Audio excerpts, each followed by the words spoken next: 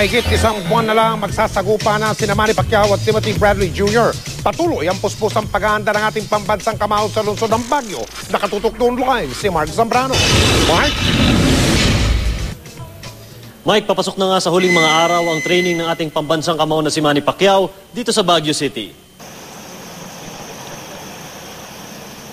Tuloy pa rin ang puspusang ensayo ng People's Champ dito sa Baguio City. Baka sa bilis ng takbo ni Pacman kaninang umaga ang kanyang resistensya at gaan ng katawan. Kailangan huwag magtamad-tamad at saka disiplina sa sarili ang kailangan. No? At higit sa lahat, dasal sa Panginoon. Pagdating naman ng hapon, pukpukan ang kanilang trabaho ni Coach Freddy. Dinig rin ng instructions ni Coach Freddy Roach sa kanyang alaga. Bahagi na rin ng training ni Pacquiao ang mga gawaing espiritual. Kagabi, dumalo si Pacquiao sa isang Catholic Mass kasama ang kanyang asawang si Jinky at si Ilocos Sur Governor Chavit Singson sa Camp John Hay. Tumanggap si Pacquiao ng blessing mula kay Bishop Carlito Singson ng Baguio City. Manghaho itong si Pacquiao na ito. Kala ko, sabi-sabi lang yun. Pinakita ko siya. I am pleasantly surprised. Surprised in a positive way. Nag-iwan din si Manny ng mensahe sa mga tao.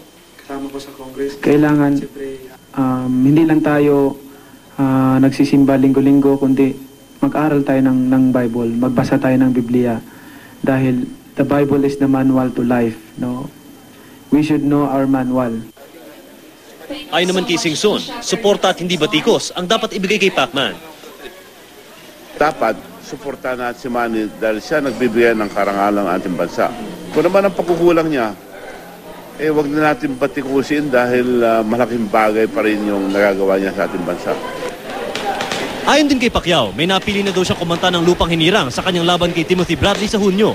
At posibleng next year, si Jessica Sanchez na ang kumanta nito. Isang espesyal na bisita naman ang dumalo kay Pacquiao kanina, ang cancer survivor na si Jennifer Valencia. Taong 2011 na madiagnose siya na may stage 1 breast cancer. At sa lahat daw ng kanyang nilapitan, isa si pambansang kamao Manny Pacquiao na agad nagbigay ng tulong pinansyal. At ngayong tuluyan na siyang gumaling, iba na ang sadya niya sa pagbisita kay Manny. Gusto ko magpasalamat kay Sir Manny kasi isa ho siya sa nag-support po sa akin. So, ngayon po, totally recovered na po ako sa sakit ko. Mike, nakatakda na sa May 3 ang huling araw ng training ng ating pambansang kamao dito sa Baguio City, kung saan matapos ito ay pansamantala siyang bababa ng Maynila at maghahanda na siya sa flight niya papuntang LA pagdating ng May 5. Mike? Itatanong ko sana yon pero mukhang nasagot mo na, Mark. Sa Mayo 5, tutulak na si Manny Pacquiao papunta ng Los Angeles para doon ay pagpatuloy yung paghahanda niya hanggang magpunta na siya sa Las Vegas para sa laban nila ni Bradley. Kaya ba yun? Tama yon, Mike. May 5 nga ang alis niya dito sa Pilipinas at may nag-aaba pang dalawang sparmate pagpasok niya sa wildcard gym at doon niya itutuloy yung huling yugto ng kanyang training, Mike. Maraming salamat, Mark Zambrano.